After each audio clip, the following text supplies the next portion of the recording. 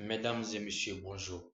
Malheureusement, aujourd'hui, je vais me mêler dans cette histoire de, du défunt Tiotéché.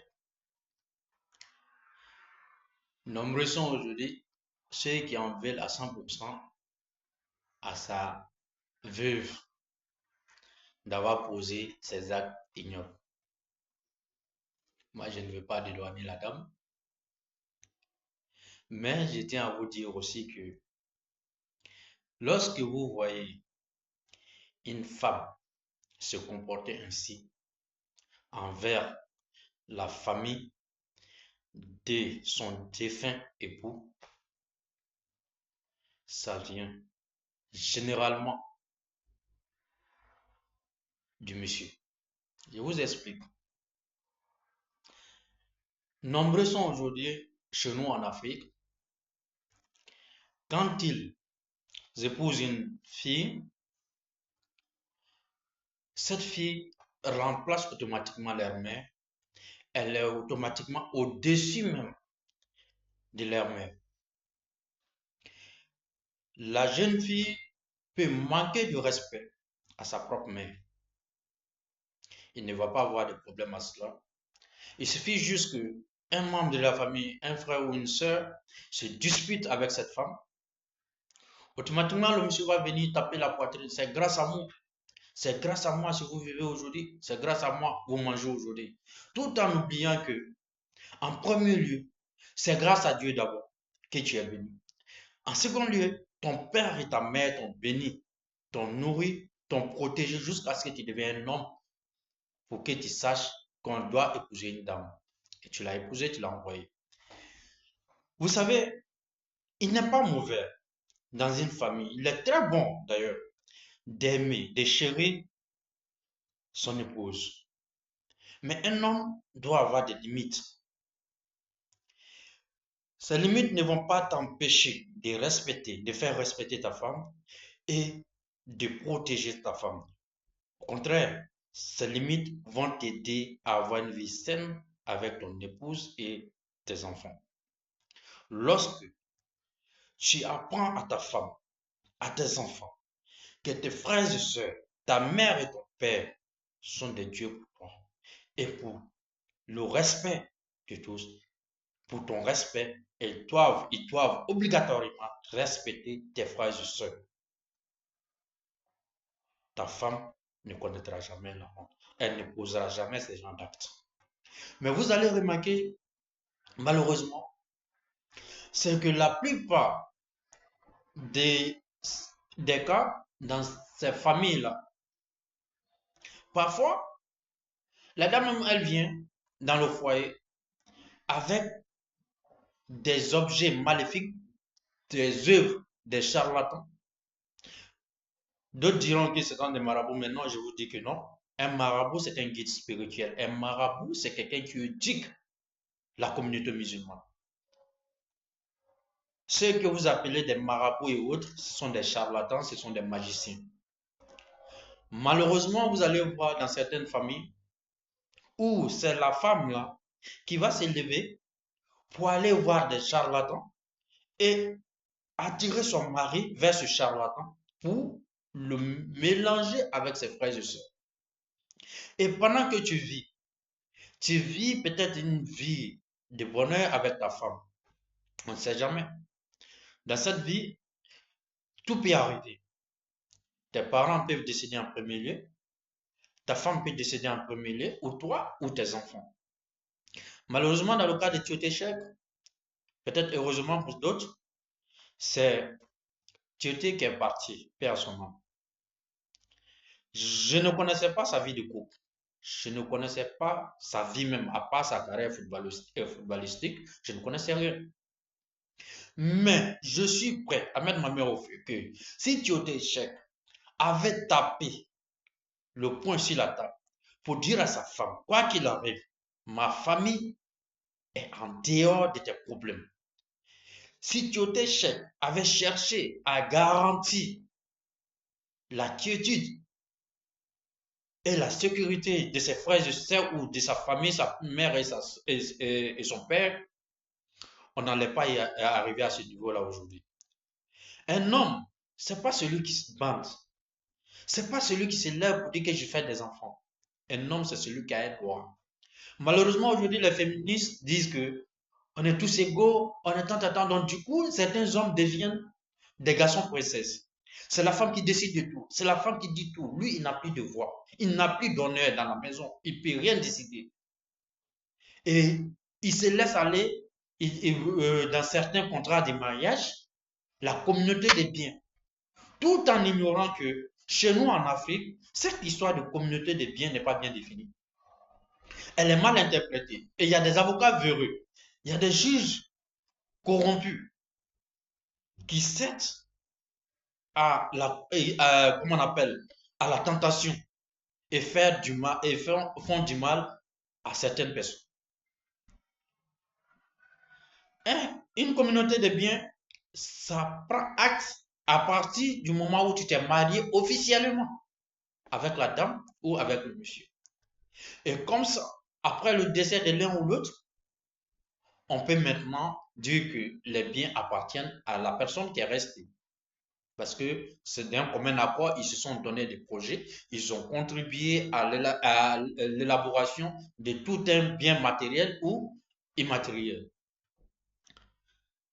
Malheureusement, aujourd'hui, quand le monsieur décède dans une communauté de biens, même ce qu'il avait eu avec ses frères et sœurs avant par le passé, la dame récupère tout. Elle récupère tout. Et malheur à lui, si cette dame n'est pas une mère, parce que ce n'est pas celle qui fait seulement des enfants qui a une mère. Une mère, c'est celle qui pense à ses enfants. Parce que les enfants que tu élèves aujourd'hui, le comportement que tu as dans ton foyer vis-à-vis du père de ses enfants, demain, les épouses de tes enfants, les maris de tes enfants vont se comporter de la sorte. Et tu verras toi-même tes œuvres sous tes yeux. Tu verras toi-même tes œuvres sous tes yeux. Des gens viennent aujourd'hui, ils s'accaparent de tout. Jeter des pauvres gens au dehors. Récupérer tous les biens en pensant qu'ils font du mal aux autres. Pourtant, tu te fais du mal à toi-même. Tu fais du mal à toi-même. À travers tes enfants, tu te détruis. À travers ta vie ici-bas, tu te détruis. Et le premier jour qu'on te mettra dans ta tombe, tu commenceras là à payer tes péchés. Nous avons des frères et sœurs aujourd'hui, chacun pour ça, Dieu pour tous. Il n'y a pas de communication ou de projet commun visant à encadrer le cercle familial. La plupart, malheureusement, c'est causé par des filles. Il y a des filles dedans. Mais les plus grands responsables dans cette histoire, c'est les hommes. C'est des hommes, c'est des garçons princesses. Parce que quand tu te respectes, quand tu respectes ta famille, quand tu respectes ton épouse, tu vas créer une ambiance favorable au sein de la famille. Encadrer tes enfants, ta femme, tout en respectant tes frères et sœurs. Moi, j'ai vu une année dans la ville de Soubri, on avait un doyen, un vieux père qui était là, qui était marié. Dans sa maison, la femme qu'il a épousée, Dieu merci, eux, c'est au fait la même ethnie. C'est pas une histoire d'étrangers ou autre. Mais chez le monsieur, lui, ses frères, ses cousins, ses neveux, ses nièces ne sont pas les bienvenus. La dame, ses soeurs, ses frères et sœurs, ses amis, les enfants, les amis de ses enfants sont les bienvenus. Le charlatan, je dis bien le charlatan de la dame, roulait dans une grosse Mercedes. Il venait tout le temps dans la maison. Et les biens du monsieur étaient dilapidés. Dilapidés. Le monsieur ne pouvait pas voir ses frères et sœurs dans la cour. Mais les sœurs, les frères de sa femme, les amis du chauffeur de la femme, les amis des amis et des enfants de la femme étaient les bienvenus. Pour finir, la femme est devenue autre chose. Ils ont, le monsieur s'est vite réveillé et il a compris son erreur. Et il a demandé le divorce. Attends, la dame, aujourd'hui, je me demande même qu'est-ce qu'elle devient. Je me demande qu'est-ce qu'elle devient. D'autres tapent partout que non, c'est parce qu'on a marié une étrangère, c'est parce qu'il faut favoriser le mariage en famille. Non, non. Tu peux même marier ta propre sœur, même père, même mère, mettre dans ta maison. Si tu es un garçon princesse, la famille sera renversée. Tu peux aller marier une étrangère, peut-être même qui n'est même pas de ta religion, qui va venir. Au départ, elle va subir toutes les atrocités pour se faire maintenir dans la famille. Mais elle va se canaliser et en fin de compte, elle devient même la chouchoutée de la famille. Parce que elle sait comment prendre son nom. On voit des hommes aujourd'hui, simple réunion de famille, on va parler entre frères ou sœurs dans la maison. On finit de prendre des décisions, ils vont se retirer, ils vont aller rendre compte à les femmes. La femme va leur dire, vous pas faire. Et puis ils vont pas faire. Ils vont pas faire. Ce sont des garçons princesses. C'est pas la faute à la femme. C'est la faute à l'homme.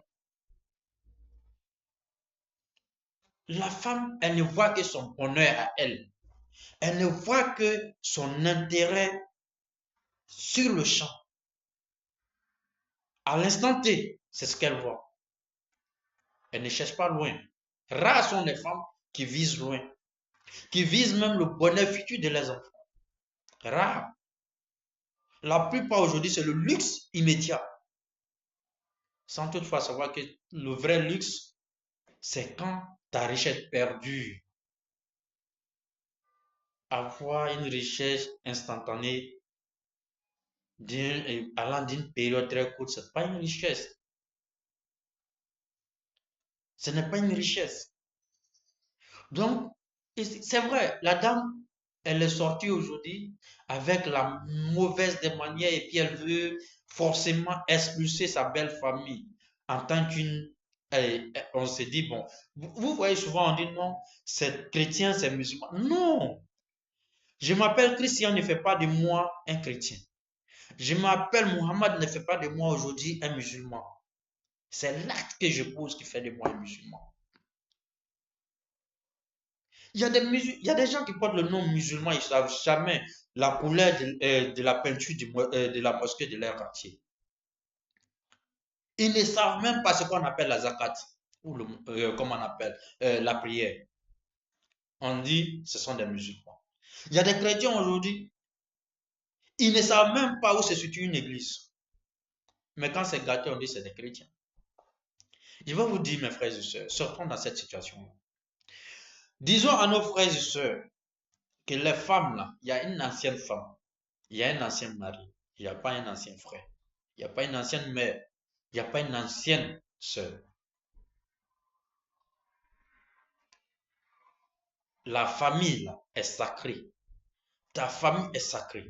Du même moment, de la même manière, tu respectes ta belle famille. C'est comme ça que ton épouse doit te respecter, respecter tes parents.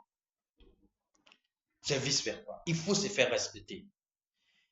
Dire à ta femme de se retirer des affaires de la famille et de se concentrer à son foyer n'est pas synonyme de maltraitance de la femme, n'est pas une négligence. Au contraire, cela préserve la femme et ses enfants. Parce qu'une femme qui se tient à carreau des problèmes de famille qui ne touchent pas à son couple, cette femme-là n'aura pas de problème dans son couple. Elle n'aura pas de problème. Si vous voyez souvent dans une cour, des belles sœurs se bagarrent, une belle-mère déteste sa belle-sœur. Oui, certains le disent souvent, il y a une certaine jalousie entre la mère et la belle-fille, mais ça ne va pas loin. Parfois même, il y a des belles filles, les maris les jettent dehors et puis la belle-mère se lève. Tu as menti, elle ne va pas bouger. Et ça reste. Parce que la belle-fille a su gérer la belle famille. Mais ce n'est pas compter sur le garçon princesse. Pour vous qui êtes aujourd'hui vivants, ça se passe sous vos yeux. Le cas Théodosien. On a vu le cas aussi Akimi. On a vu, comment on appelle, le cas, comment on appelle, l'ancien capitaine des éléphants, comment on appelle, ancien footballeur des éléphants, ancien défenseur, avec la Miss. On a vu ce qui s'est passé. Apprenons à choisir. Tu peux choisir une mauvaise femme, mais ton comportement à la maison peut la rendre une meilleure femme. Tu peux choisir une bonne épouse, mais ton comportement à la maison va la rendre une mauvaise épouse. Vous les hommes, nous les hommes, sachons décider, sachons agir au moment opportun. Un homme doit avoir l'aura. Quand tu as l'aura, il n'y a pas quelque chose qui va te caler. Mais quand tu es un garçon princesse, tu n'auras pas de projet. Tu vas penser que non, tu te suffis, tu vas mieux. Jusqu'au jour où tu sois face à ta réalité. Et en ce moment, si tu es consciencieux, tu vas chercher à demander pardon à ta famille. Mais si le malheur persiste en toi, tu vas aller voir des charlatans qui vont te dire, ce sont tes parents qui t'ont fait ça, qui t'ont fait ça, qui t'ont fait ça, qui t'ont fait ça. Et tu vas encore t'assombrir jusqu'au jour où tu seras dans ta tombe. Et c'est là que tu connaîtras la vraie vérité et les vraies réalités. Mes frères, que tu sois musulman, que tu sois chrétien, dans ta maison, ta femme doit avoir des limites. Quand il s'agit de vous deux, de votre couple, elle a droit de parler, évoquer certaines choses.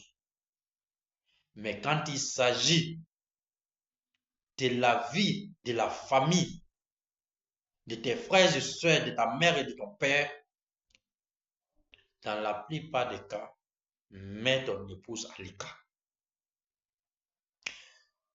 Malheureusement, parfois, on a certaines de ces épouses qui sont très intelligentes, très pieuses, qui contribuent à la cohésion dans la famille. Mais c'est très rare. C'est très rare. Parfois, on a ces épouses-là qui ne veulent pas le bonheur du monsieur, qui font tout pour éloigner le monsieur de ses frères et sœurs. On ne le souhaite pas. On a vu des parents qui ont péri tous ensemble. Je ne souhaite cela à personne. Je ne le souhaite à personne que cela arrive. Mais on a vu des cas où des personnes, monsieur et madame, sont restés dans des accidents. Les enfants, les orphelins sont restés là. Et pendant ce temps, la famille, c'est-à-dire ses frères et sœurs, n'ont aucune information sur les biens du monsieur. Ces enfants-là sont souvent là à la rue du quartier. Certains frères et sœurs consciencieux les prennent malgré eux pour s'en occuper. Mais avec les faibles moyens, les enfants n'ont pas ce qu'il leur faut.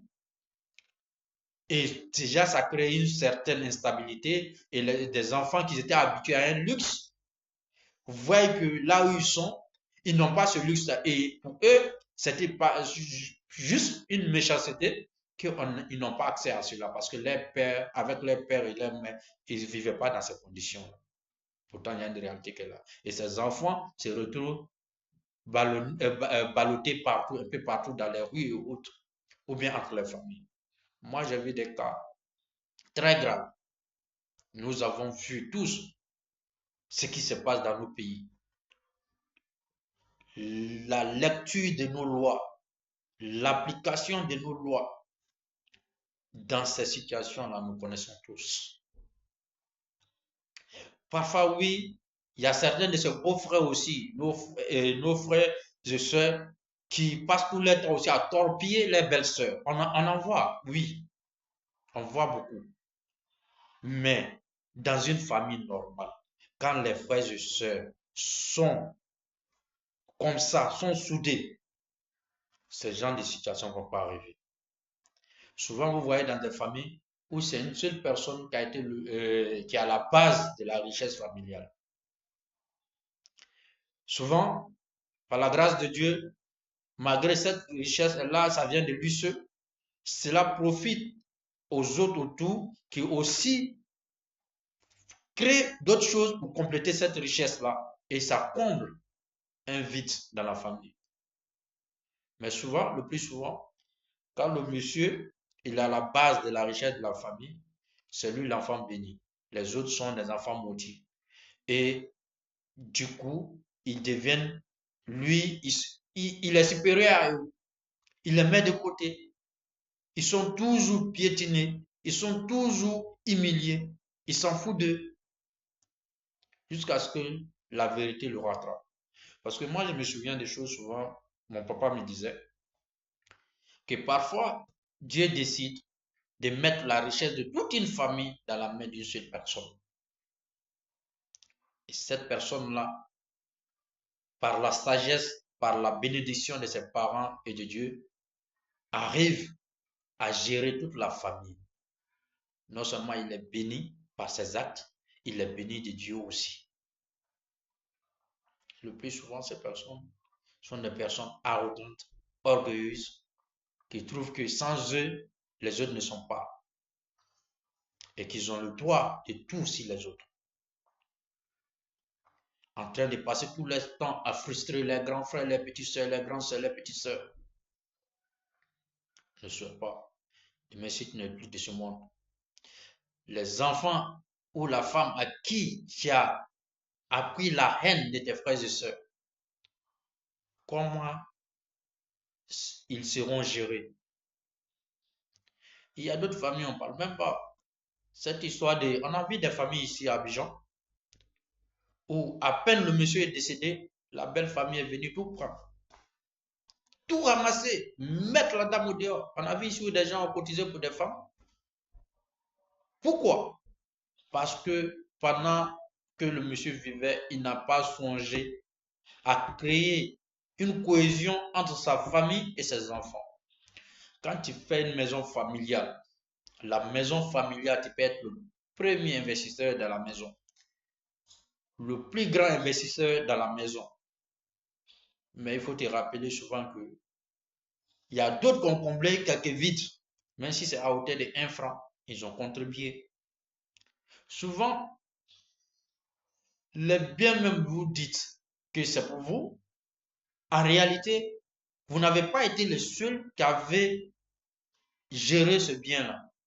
Vos petits frères, vos petites sœurs, certaines personnes ont contribué à cela, ont laissé leur temps pour travailler avec vous sans salaire et ils vous ont aidé à développer cela.